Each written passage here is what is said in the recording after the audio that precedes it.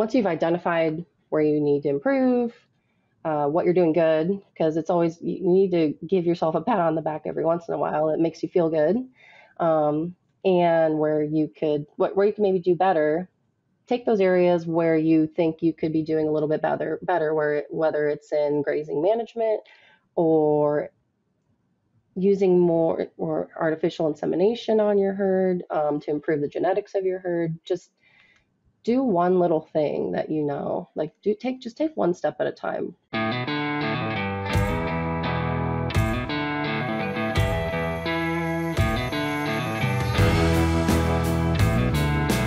Welcome to another episode of the Beef Podcast Show. My name is Dr. Stephanie Hansen. I'm a feedlot nutritionist at Iowa State University, and it's my pleasure to introduce today's guest, Dr. Jacquelyn Prestegaard-Wilson. Dr. Prestegaard's research is primarily in ruminant metabolic modeling combined with practical on-farm feed and dairy nutrition management. This gives her a progressive yet grounded worldview on the future of ruminant nutrition and sustainable livestock systems, topics we're going to cover in depth today. Her academic achievements include a bachelor's degree in animal science from the University of Illinois, Urbana-Champaign, and a master's in ruminant nutrition from the University of Missouri, and a PhD in dairy cattle nutrition from Virginia Tech. Now she is an assistant professor and livestock sustainability specialist at Texas A&M University. So welcome to the show, Jacquelyn. Thank you, Dr. Hansen. I appreciate that. Awesome. Well, I'm excited to visit with you here today. And of course, we have to start out as we always do to help our listeners or viewers understand a little bit more about your origin story. So tell us how you got to this point in your career to help serve beef producers. Sure. I grew up in Northern Illinois. And actually, what I like to tell people down here in Texas is I grew up in DeKalb County, Illinois, which is where barbed wire was invented, much to their shock, usually, because I think it was invented here. But I grew up there on a really small cow-calf operation that my grandparents had.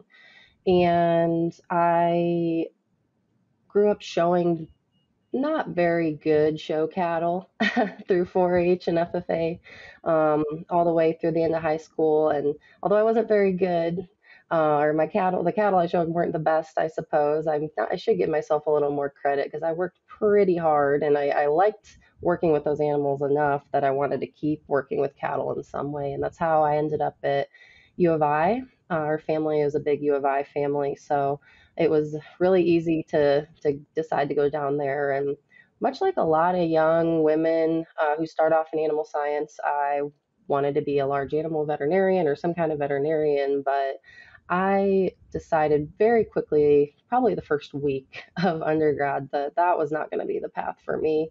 And I ended up taking a ruminant nutrition class and a feeds and feeding class, and I really loved it. And I thought it would be awesome to be that person who develops rations for beef cattle.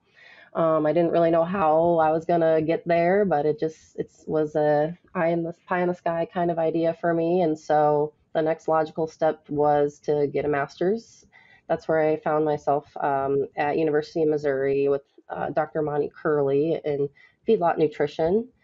And there we worked a lot on amino acid metabolism of feedlot cattle. Basically, how do we optimize the protein that we feed to feedlot cattle in a way that makes economical sense and also can have some environmental benefits.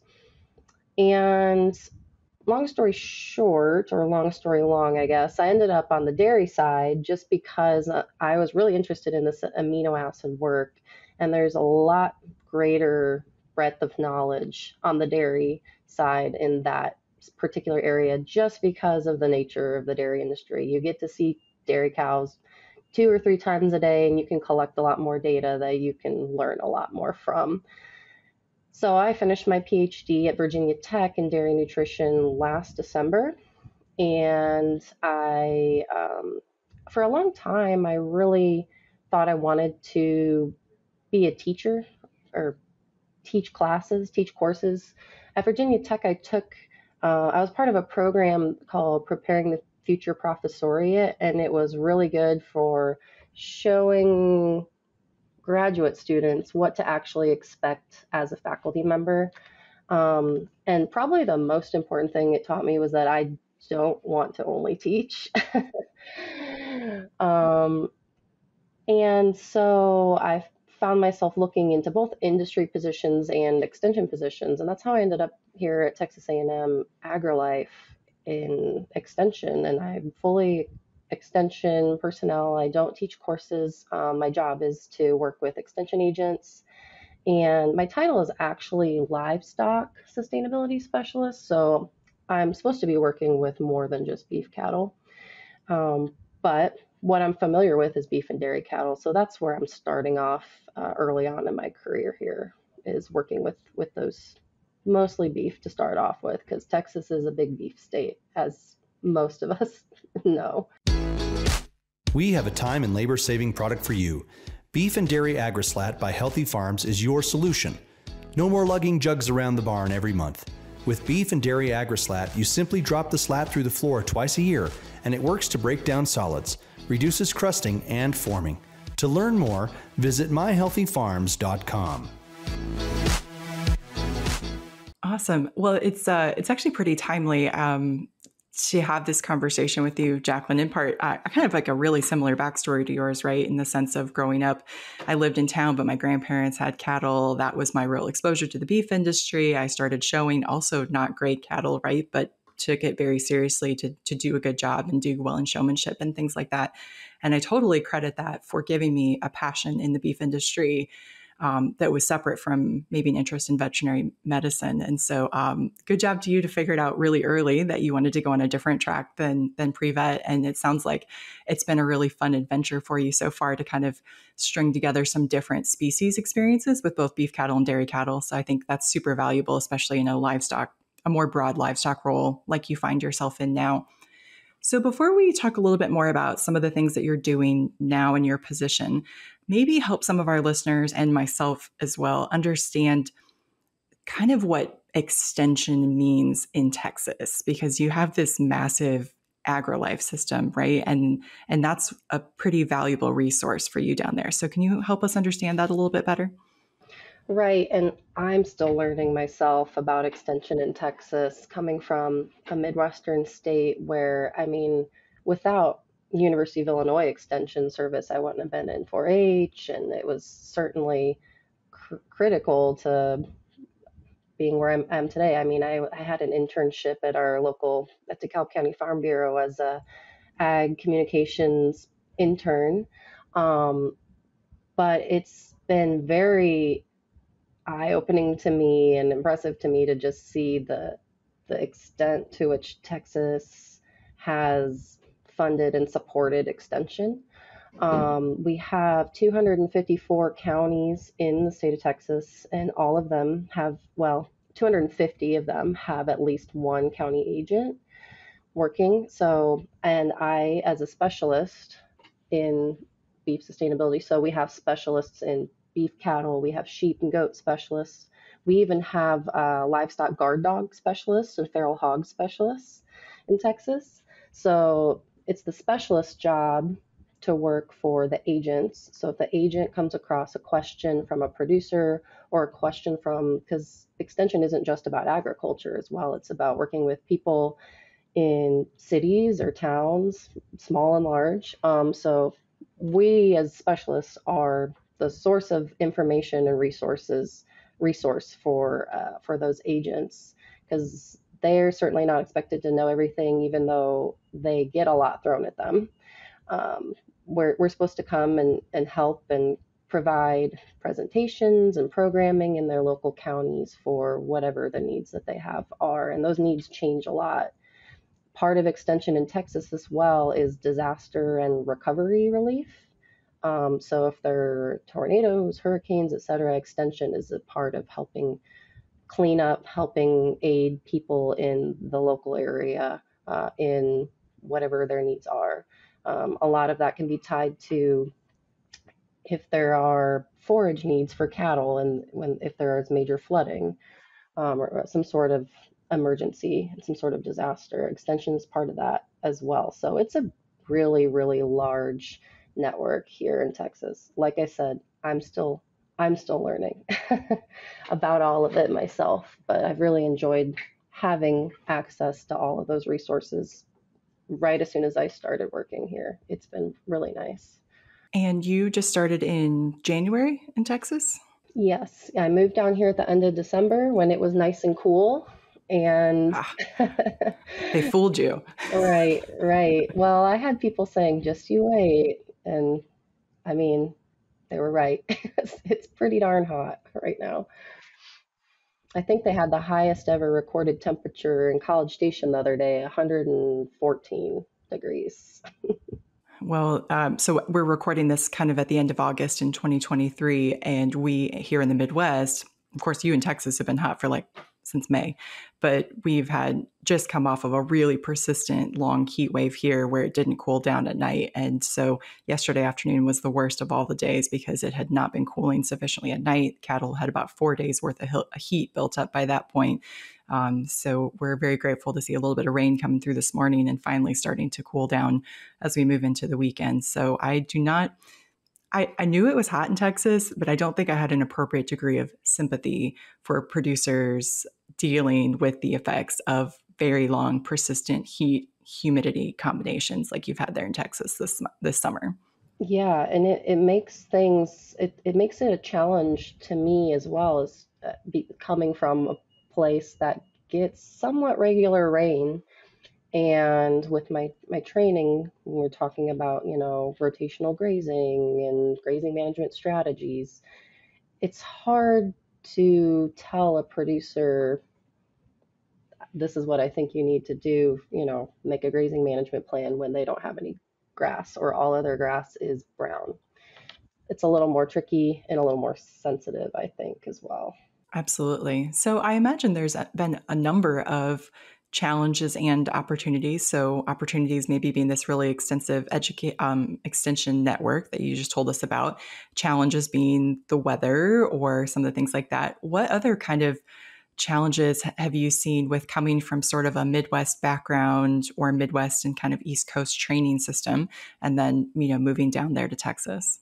Well, everyone in Texas refers to cattle raisers as ranchers. So the dialogue has been a little bit different for me. We're talking about ranches and ranchers, where up home it's just farms and farmers. So that's kind of a silly one. But water is something that I have taken for granted my whole life. And I'm just now understanding that to the full degree living down here. Not only is there's a shortage of rain for crops and for pasture land, but there's wells are drying up for producers around the state. And if the well dries up and you're not going to put in a new well, what do? Several producers have had to liquidate their herds just because they don't have water on their property. In addition to water, there's a lot of people moving to Texas. Something like, I think, 1,000 people a day are moving to Texas, and they're buying land. They're not just moving to urban areas, they're buying small acreage as well. So there's a little bit of competition then for land and resources. But also you have quite a few new people or people who are interested in getting into raising cattle or raising small ruminants or something like that. Um, in addition to that, there are a lot of people inheriting land from their parents or grandparents who are completely new to ranching, raising cattle, and they want to keep it in the family.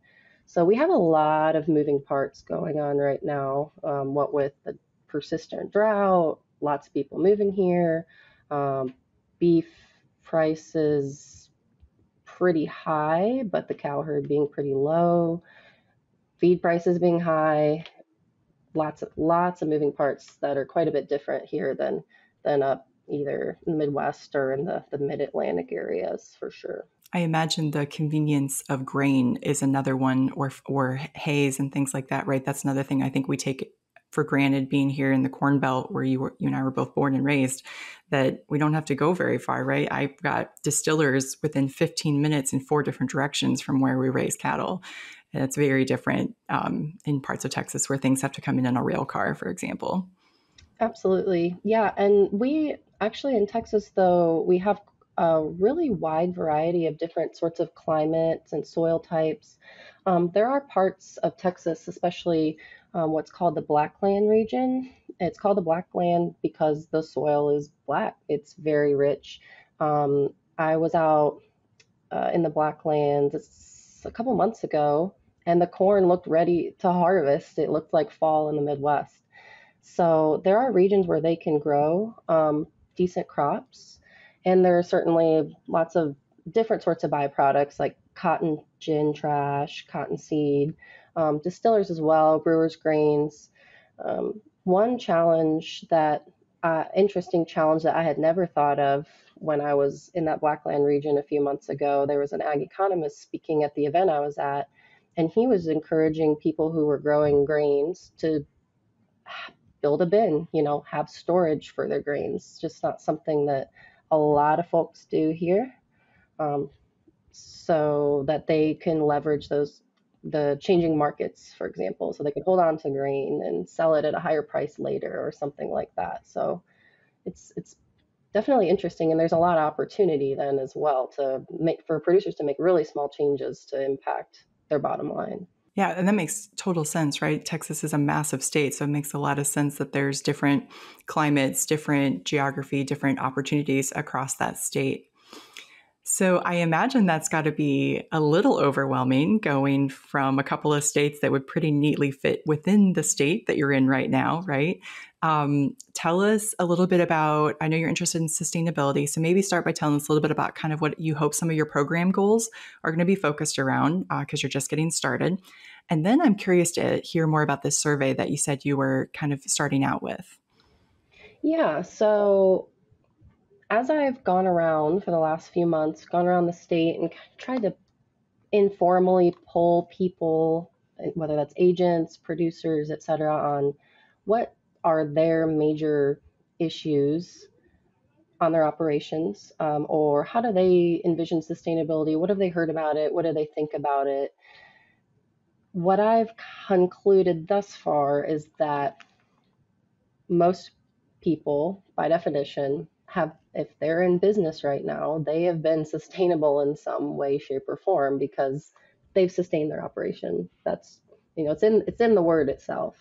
Now, in order to continue to sustain their operation, that's kind of the next question. That's where I want to focus my programming. What sorts of either small changes or something that people don't always think about, or what sort of maintenance can they keep doing? What sort of things are they doing right that they should keep doing?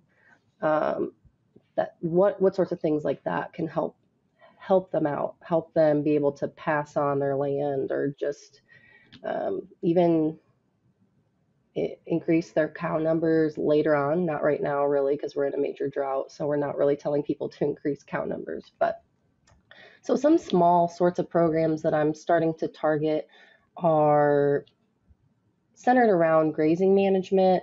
And in particular, I'm interested in helping people understand the value of testing their forages, testing their grasses, and understanding the nutritive value of what they have on their property already.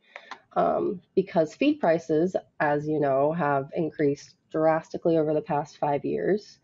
But what hasn't really changed is the too much is the value of the grass that you already have on your property. I mean, there's opportunity costs associated with it, and maintenance costs associated with having pasture land. But that grass on your property, if you have it, is going to be the cheapest source of nutrients that you can give your cattle. So if you can properly have proper grazing management strategies to maintain that cheap forage source, and also understand what you have in terms of protein, fiber, etc., then you'll be a lot more self-sustaining. You won't have to buy as much hay, you won't have to buy as much grain, And that all is good for the bottom line, obviously. Um, and so what I've kind of found is not a lot of folks really understand the proper way to not only take a forage sample, but also how to analyze a forage or a feed analysis report, or what to even ask for, what to order. It's confusing even as a nutritionist. Sometimes there's so many different labs. Each lab does something a little bit differently. Sometimes you could send the same sample to different labs and get a little bit different results. So I'm working to develop some programming centered around all of that, putting together like a library of here's a forage report or a feed sample report from a few different labs. This is what you'd be looking at. This is what where crude protein is, really emphasizing the importance of dry matter versus as fed, and helping training agents to understand that also so that they can pass that knowledge on to producers, because basically every county office in Texas that deals with cattle producers, they have forage probes available to them to be able to go out and help a producer sample like a bale of hay. But the report is, and how to use the report is a little bit more up in the air. So that's a really simple change, but that contributes to sustainability because feed cost is the number one cost on any operation. And that also helps producers uh, understand and see the value of grazing management plans, such as implementing rotational grazing strategies, which in turn helps fix more carbon into the soil. And then that comes, the sustainability part of all that kind of comes in afterward.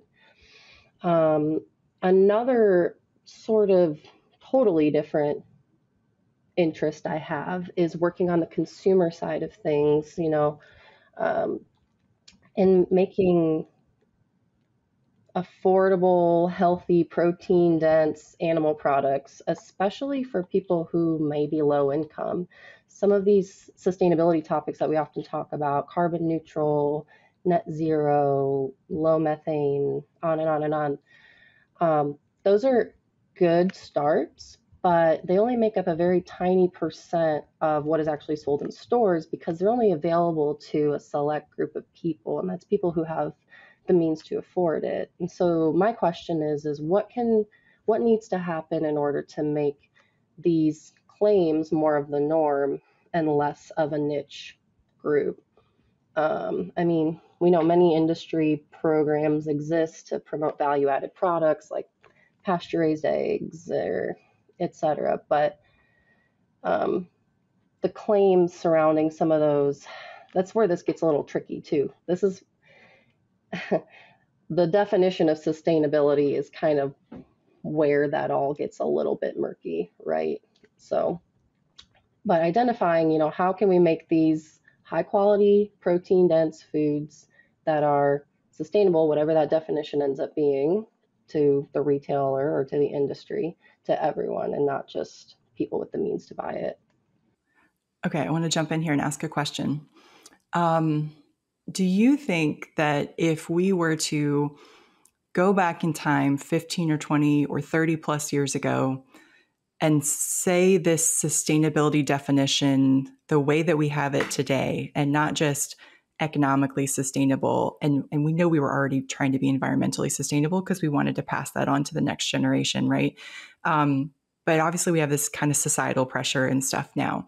And sometimes I feel like the beef industry has already made so many improvements that we're a very peak performer, right? And how do we respond to this societal pressure to get even better?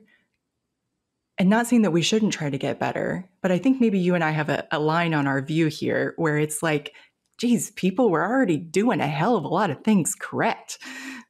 Yeah, so are you saying should we have capitalized on a lot of these things 30 years ago so that we could show our progress up till now?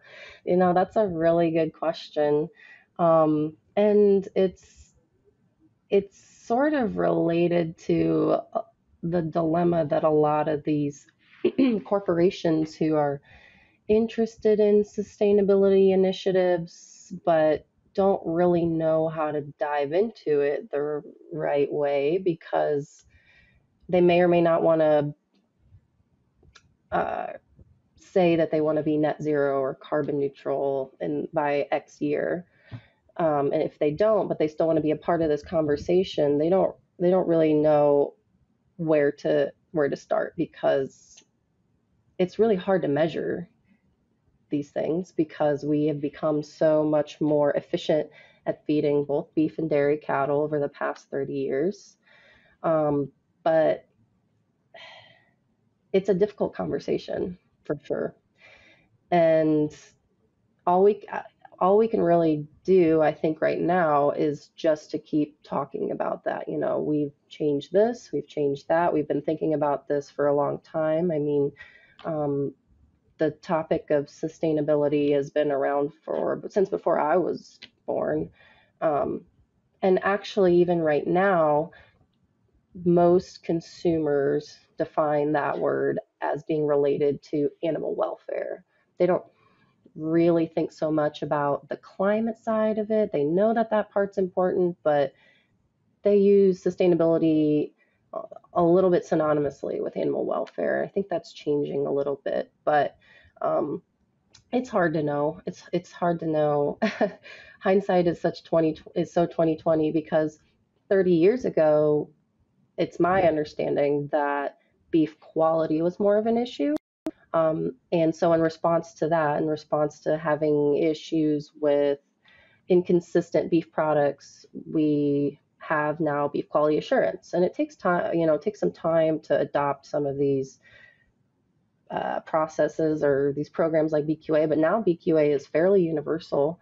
And you can't really sell to a major packer now without being a BQA certified operation. So these things take time, and I think actually BQA is a really good success story that shows that we do respond to consumer preferences and consumer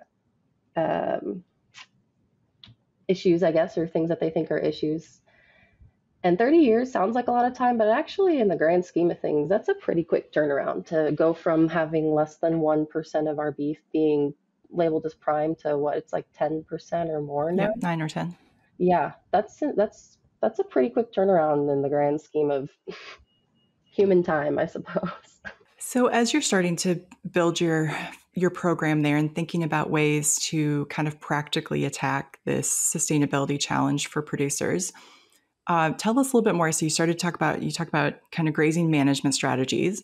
What are maybe 2 or 3 other things that, producers who are listening can make sure that it's kind of top of mind as they're, thinking more about sustainability? Well, if you're thinking about it, that's the first step, really. If you're thinking to yourself, okay, there are things I'm doing really well that I want to keep doing.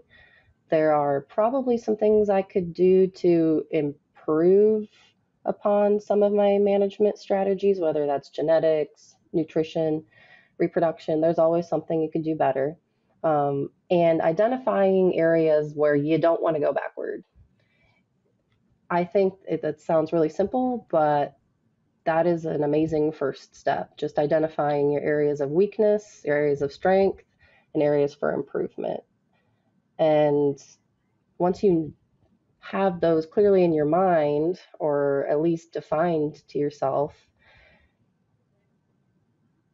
then that will influence and inform you on what sorts of decisions to make going forward.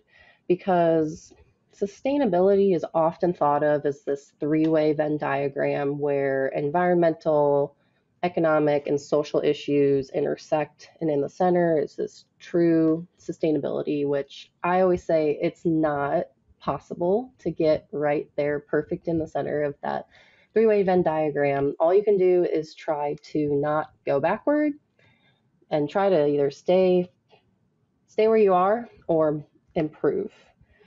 And that is, it sounds really simplistic, but you have to sometimes have simplistic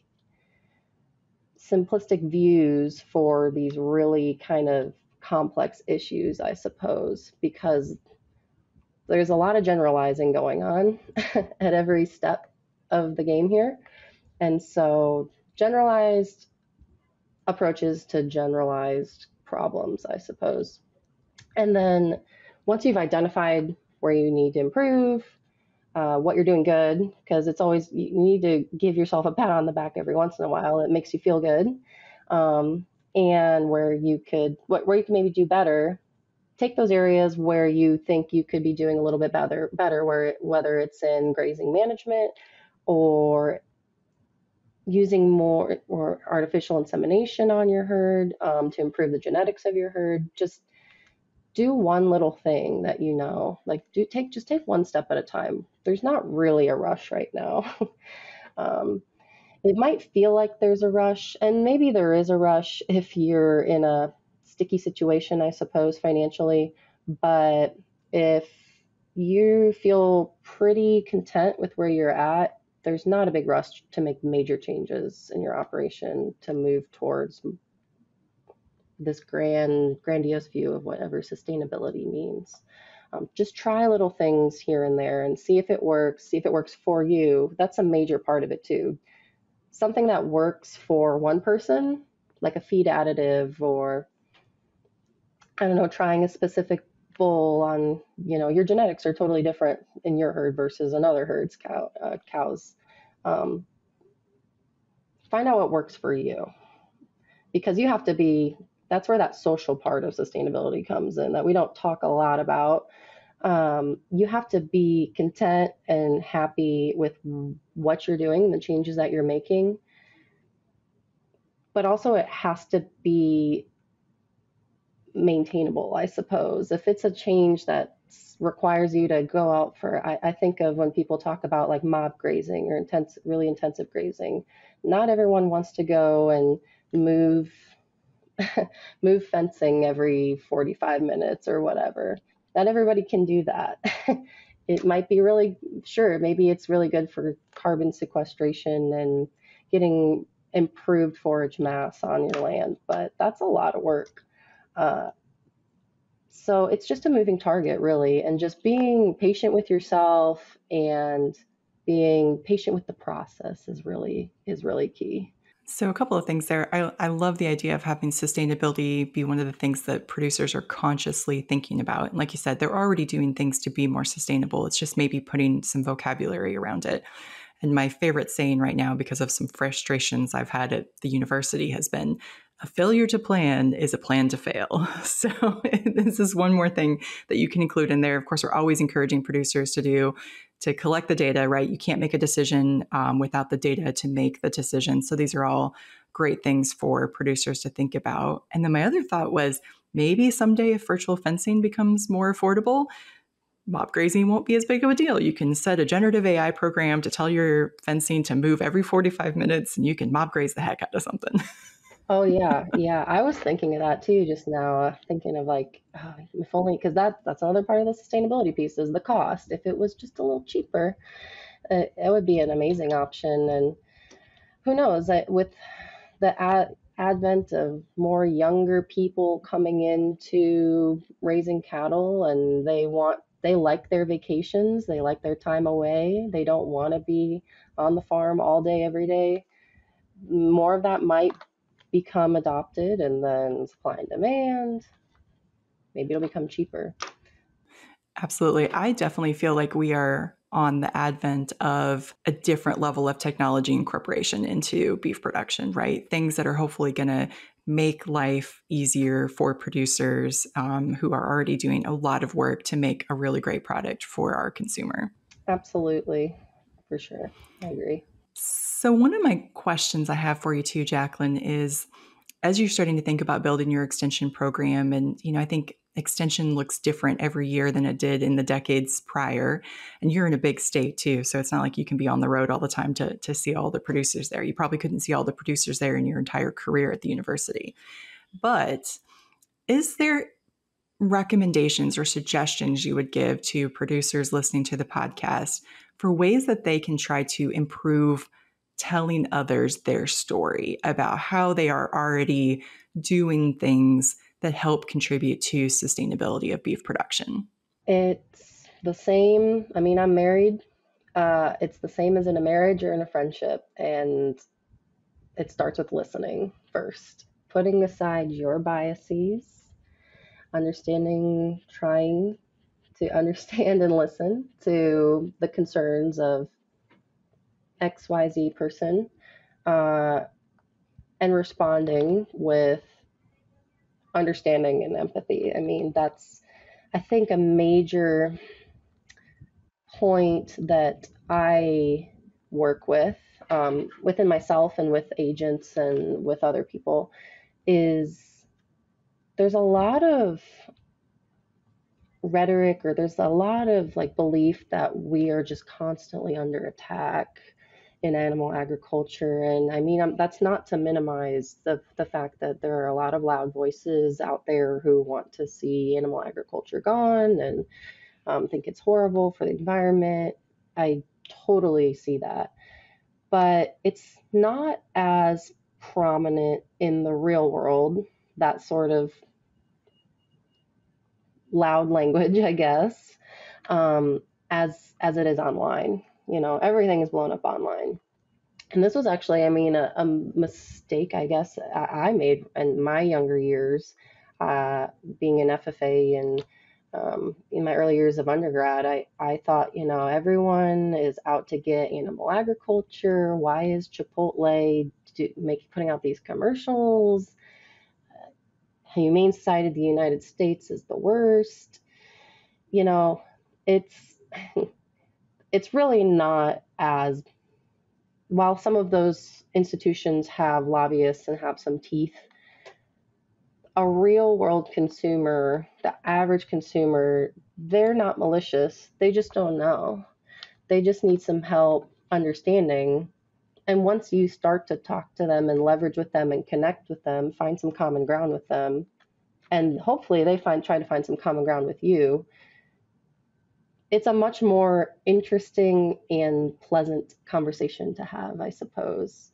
And so I would say producers, ranchers, whatever you want to call them, they're already the expert of their own operation. They live it, unless they're just now coming into it, of course, but they already have the knowledge, or they're continuing to gain knowledge. And so if they're wanting to speak with consumers, don't worry about the knowledge part. Worry about the connection part. Try to understand, try to listen, and try to sympathize or empathize that the world that that person grew up in is not the same as the world that you grew up in. And not everyone has the ability to see that way, see the world through that lens, I suppose. But and that's something to keep in mind when you're speaking to someone else. And if they're really not listening to you and they're not reciprocating, that's usually the point where I tell people, is this conversation worth having then? You know, there's plenty of other people out there who are much more mature and willing to listen. And those are the people that I like to spend my time with. And I suggest others spend their time focusing on educating and leveling with. Wow, I think that was really, really well said. I loved everything you said there, from starting with listening to trying to leave your biases aside and listen to both sides and try to put yourself in their shoes. So, and I can see such a great opportunity for extension specialists like yourself and the agents that you work with, and whatever the nomenclature is for every state being different, to be one of the places where people can kind of share the things that they're doing. The producers can share their sustainability stories, and then you folks can serve as the vessel to get some of that out to more public awareness, right? People are taking videos of while they're moving cows from one pasture to another, or they're talking about using cover crops, just being on the forage topic here. There's tons of other things we could do, right? Implanting cattle, things like that. So all things that positively improve sustainability. So I love that. Yeah, and I would add too that, I mean, as producers, like, take advantage of the extension programs that are going on in your county, your community. Those are the ways that you could continue to improve upon your foundational knowledge of what you're doing or what you can improve. And then you can use that knowledge, you know, I mean, knowledge is sovereignty to me. And that can help you not only improve your lifestyle, but it can help you talk more about why you do what you do because you have backup from the extension folks. And also you pay them through your taxes. So, you know, use that resource. We're an extension of the university, and so we're talking about the same things that we would talk about to students, but for low cost, much lower cost. Animal health is constantly threatened by the exposure of mycotoxins in feed. The monitoring of fungal toxins has become indispensable in the feed industry and in animal production. DSM offers a range of analytical services to assess the mycotoxin contamination and solutions to combat mycotoxins. Learn more at dsm.com/mycotoxin-survey. Well, Jacquelyn, I think that's going to be a really natural place for us to start to wrap up this conversation. I think that's a great piece of advice to leave producers with. So let's move to our final 3 questions. So are you ready for this? Sure. Okay, so our first question is, what would you consider to be your favorite beef resource? I really love Progressive Cattleman magazine because it's free. I tell all of my students, here's a really high quality publication that gets, you know, experts like yourself and myself to write articles in there, and it's digital, but it's also free.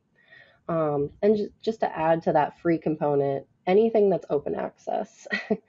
I'm a huge proponent of open access journals. I know, or there are journal articles that are open access, but I mean, Journal of Dairy Science has just turned open access, and I'm hoping to see more scientific journals turn that way so that more folks have access to the pure raw science that's happening in the beef industry. I definitely second that. We did a survey that we published last year or 2 years ago now, maybe.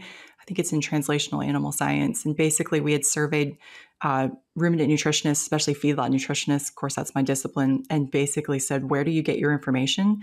And it was pretty obvious, especially for those that were, you know, obviously not associated with universities. They're just in private consulting groups and stuff, that paywalls are a major deterrent. And that was keeping some people from seeing the latest science and embracing that, right? So, you know, open access, and some of the universities now have opportunities. Well, they'll actually pay some of those paid charges for open access, so that can be an opportunity for faculty to use that. So I think that is so true.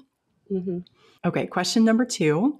What is something not related to beef that you're reading right now or watching? I am reading Killers of the Flower Moon, which is a book about the Osage Indians and murders that happened there back in the early 1900s. And I really love Leonardo DiCaprio, and he's going to be in the upcoming movie on that book. So I did the same thing when The Revenant, that movie, came out. I read the book first so that I would enjoy the movie more. So totally unrelated, yeah, but I really love that book so far, Killers of the Flower Moon. Okay.